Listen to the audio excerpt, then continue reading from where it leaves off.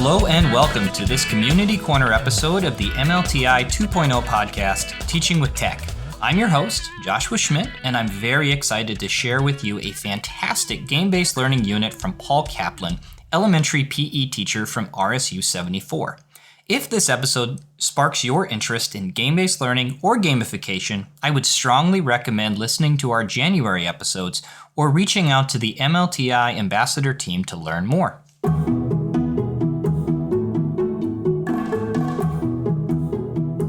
As I entered into the Garrett Skank Gymnasium in Anson, Maine, it was hard to not be immediately excited. Across the gym is Paul Kaplan, walking a student through wearing an Oculus and testing out Beat Saber. Spread out across the rest of the room are 3 additional setups, each containing different games the kids will be playing throughout the day. When you guys get in there, okay, what's going to happen? Music's going to start playing, then you're going to see blocks flying out. These hands are going to turn into swords. So if you have your red sword, red block, blue sword, blue block. Now, if the block has an arrow that's pointing down, you slice through that block with a down stroke. If it says up, so on, so on. If it has a little circle in it, you slice it however. And if there's a wall of electricity, you guys gotta hop to the side to avoid it. Or if it's like above you, crouch down. Game-based learning has always been a passion of mine. So when Paul first told me about his game-based unit in elementary PE, I knew I wanted to see it in action. And luckily for me, I was invited to come just before February break. Shortly after I arrived, the bell rang and students sprinted into the gym and went right to the bleachers to take their seats. And even though Mr. Kaplan's directions for the class took barely 3 minutes, you could feel the students pull further and further forward until they were told to go ahead and start playing.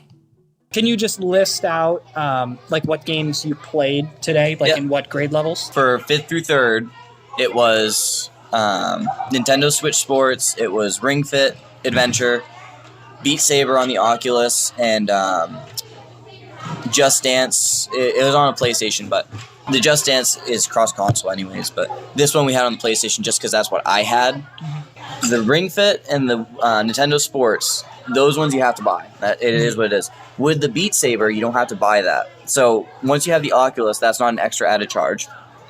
With the Just Dance, you have to buy the game, but you don't have to buy the movement controllers, so you can just do the phones. So, there's a lot of different costs that come in when you're doing something like this to buy those games that don't have to come in on these ones, which is really nice. My conversation with Paul showcased just how important pre-planning is. Not only did he carefully structure his class periods for the week, the games themselves aren't chosen at random or simply by convenience. There's a clear purpose and goal with each. The games I selected, so for instance, yesterday, the kids were all mad because I was playing games. I was doing research, okay? Yes, absolutely. So, I got to know how to play it. And it's really nice how they set up Switch Sports because of, especially with the volleyball, it knows if your hands are up here because, of course, there's controls.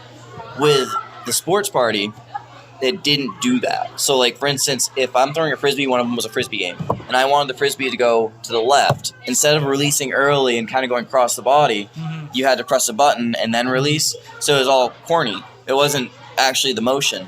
For instance, with the badminton, it's not like in badminton, it's a totally different hit and stuff like that. So for instance, if you're going to do a smash in badminton, smash it right over the net, if you're with the control and you smash it hard, it's going to send it flying. But if you hit it underhand, like you're trying to save the birdie off the floor, it's going to send the birdie up and flying. So the response rate is amazing, like it is an actual game. The Ring Fit, that's excellent. That no matter what, that one would stay because it's the most complete fitness game that also has a game beside it, and the kids love it. And they were really into that, especially the young kids, because I only have 2 of them. I go through and it has the cutscenes on the Ring Fit, so you see Drago come out, the dragon and all that stuff. You see Drago come out, and the storyline is that they actually released him from his cage by pulling the ring.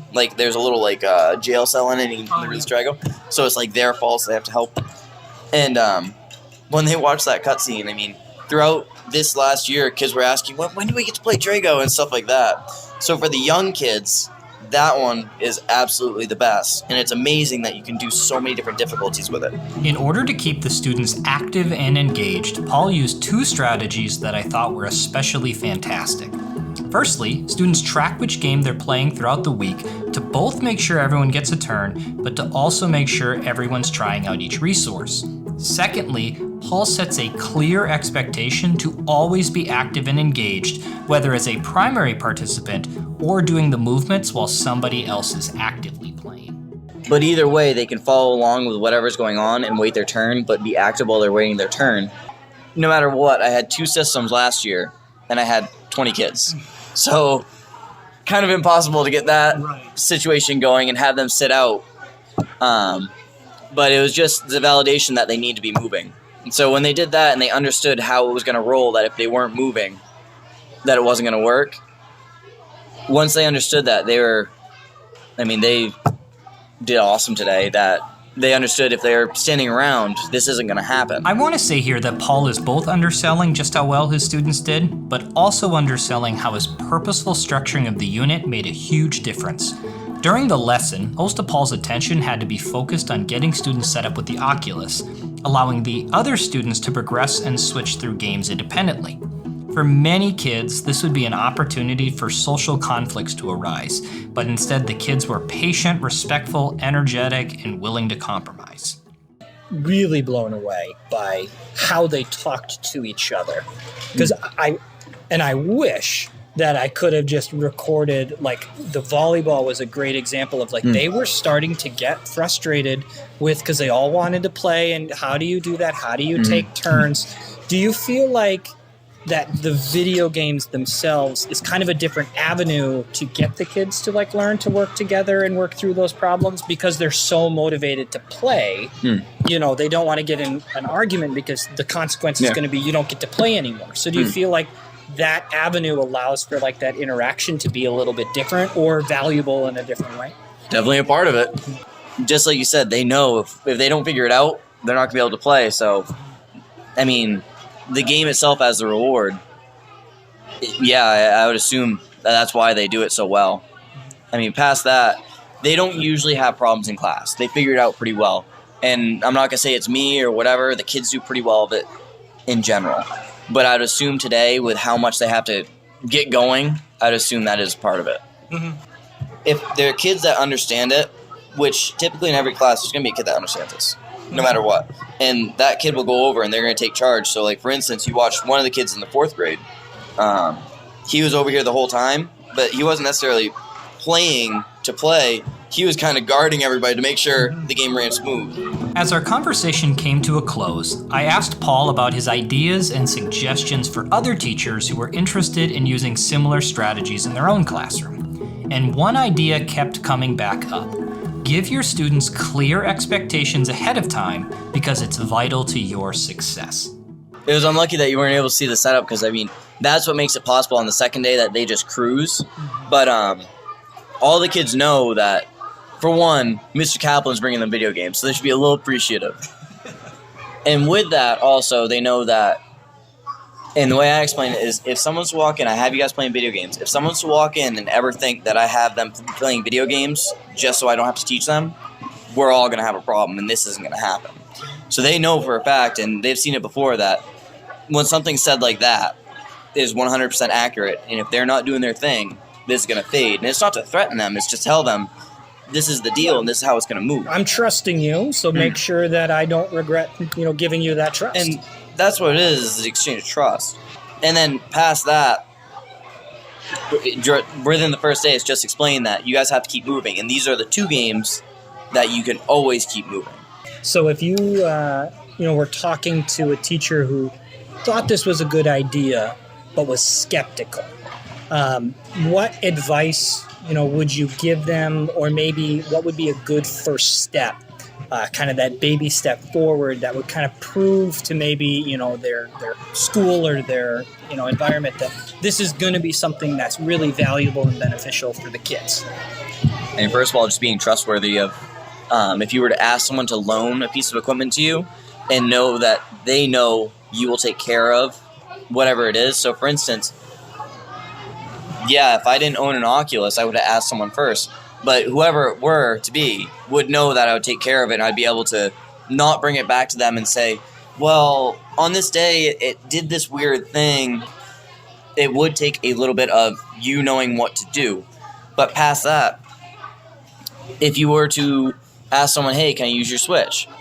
And just seeing examples like this, that even though there's 2 Joy-Cons that came with it, you can still have 10 people doing whatever it is. Mm-hmm. I relate back to the Oculus just because I know the different educational power on it, of the different trips you can take and stuff like that. And that's a pretty cool experience if you're going into the pyramids rather than just being like, hey, here's a picture. And with that being said, you don't have to buy one for everybody with that cast feature and things like that. Can you talk about that cast feature a little bit? So, like, with the Oculus, if you're to go on to, for instance, one of them is the National Geographic, I don't know the rest of it, but National Geographic put out a game and experience, and you could go to, for instance, Machu Picchu, and you'd be standing on top of this mountain looking at the ruins, and while that's happening, let's say you have one kid that is the chosen one that got the reward to do it, and if you select the cast feature, so it's either through a phone or a laptop, and it'll take the video that's happening from the Oculus, and it'll send it through the internet to whatever you're looking on. So if you have it hooked to your computer that's hooked to the Promethean board or whatever, now one kid is doing this experience, but everybody's experiencing whatever you're looking at, which is pretty powerful, that it's not just, whoa, there's a picture of it. No, we're actually in it and experiencing it. I wanted to thank Paul Kaplan and the Garrett Skank School community for allowing me to come visit and see the great work they're doing. I was blown away by the student engagement and positive energy I saw from the moment I stepped in the building. If you wanted to learn more about game-based learning or other technology integration strategies, you can contact the MLTI Ambassador team by using the email doe-mlti2.0@maine.gov or by filling out the form in the show notes. And if you didn't know, filling out the form also puts you in the drawing for a free Breakout EDU kit for your classroom or school. Our March topic is digital citizenship, so be on the lookout for those episodes as well.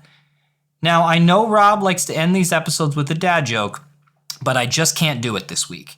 He gave me one about a piece of paper, and it was pretty terrible. Class dismissed.